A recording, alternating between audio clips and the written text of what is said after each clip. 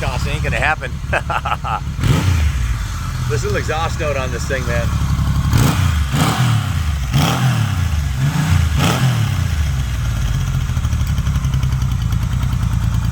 This is one kick-ass motorcycle. Guys, this is one of the 13 bikes that came from the Mr. Edward Joy Estate collection.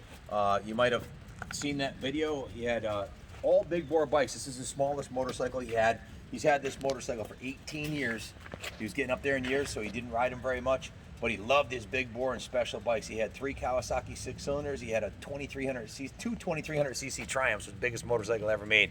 Like a 70-year-old guy needs one, let alone 2. And some Hondas, and then this bike right here. This one caught my eye for a lot of different reasons. One, it's a limited edition. It's a midnight special, the black and gold one. 2, it's all original bone stock right down to the exhaust system. 3, it was in really nice shape. And 4, it had really low miles. So I love the black and gold. That's our company colors here at the museum. It's a very striking machine. And this bike was a technological marvel in its time. It was way ahead of its time. Kawasaki and Honda had their 4-cylinder bikes, and Yamaha wanted to one-up them and come up with something a little bit different. So this is a 3-cylinder, guys. It's a 3-cylinder, and it gives you the best of both worlds. The torque of the twin of a V twin, but the smoothness of a 4-cylinder, and the unique note exhaust note of a 3-cylinder. These were over-engineered.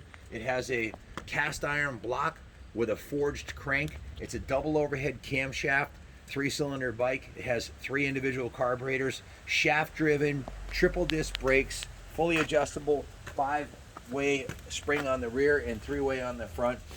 Mag wheels that required no adjusting. They look awesome with the gold painted details on it right from the factory. The original saddle, the original gold plating on the bike. It's just a really cool piece. This one runs beautifully. Jeff Castine, the mechanic, took it in the shop and gave it a full tune-up, drained and cleaned the tank, took the carbs off, changed the jets on it. It was jetted way too lean from the factory. It's set up right now that you don't even use the choke when you go to start it. It's set up because it came super lean from the factory. Basically, you just, when you start it, just give it about a quarter throttle. It fires right up stone cold and idles perfectly. They never did that stock. In fact, it runs better than it did brand new. Mr. Joy put some tires on it when he had it, and you can see the tread pattern on them is 90%. Front and the rear is probably at least 60%.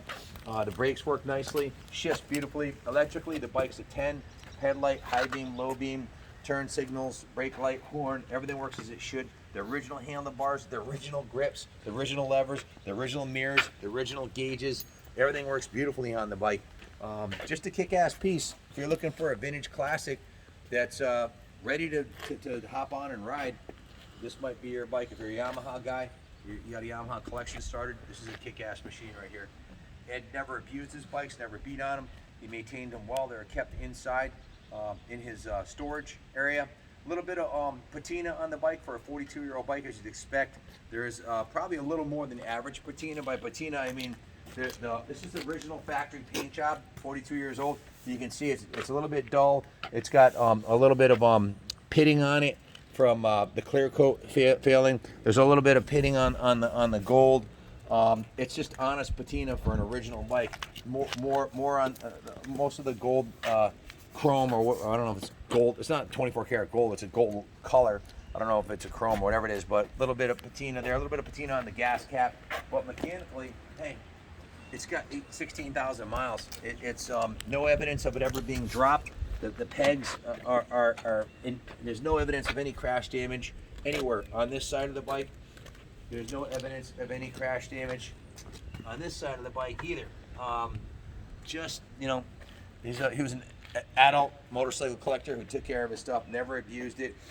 Any cosmetic patina it has is just from age. There is a rip in the seat right here, but it's got a brand new battery in it.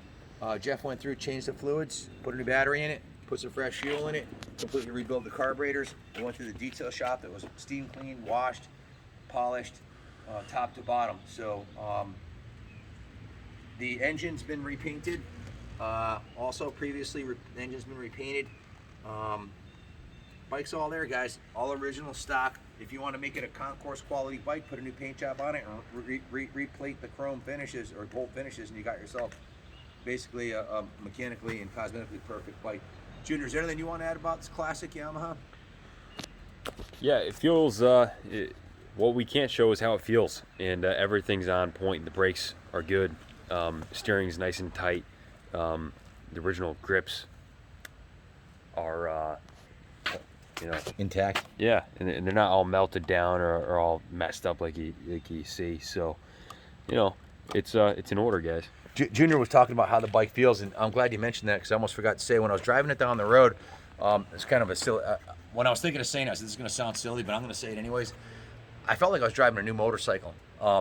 There's very little vibration on this bike. The balancing of the design of the triple is excellent. The handlebars are rubber mounted, and it's got a nice cushy seat. So with the rubber mounted handlebars and the way the engine timing and balance is, there's very little vibration and it accelerates. Guys, this bike was rated for 77 horsepower and 122 mile/hour top speed. It's no slouch.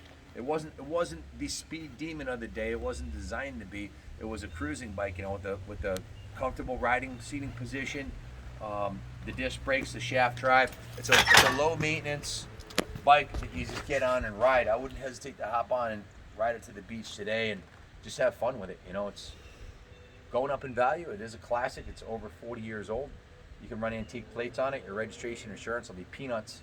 And it's a Yamaha, traditional Yamaha quality. I got to do a drive-by. Got to let them hear this thing accelerating because it has a really unique exhaust note. Guys, go online, punch in XS750 or XS850 Yamaha exhaust and listen to what one of these sounds like with a pipe on it. I think we got a few on the channel from before. They sound freaking awesome with a Kirker on there or something like that, 3-in-1. But this one stock still has a nice rumble. Plenty of room for improvement if you wanted to put some Works Performance or Olin shocks, some sticky new tires, and a nice exhaust, or leave it the way it is. It's a kick-ass bike either way. Thanks for watching. God bless you.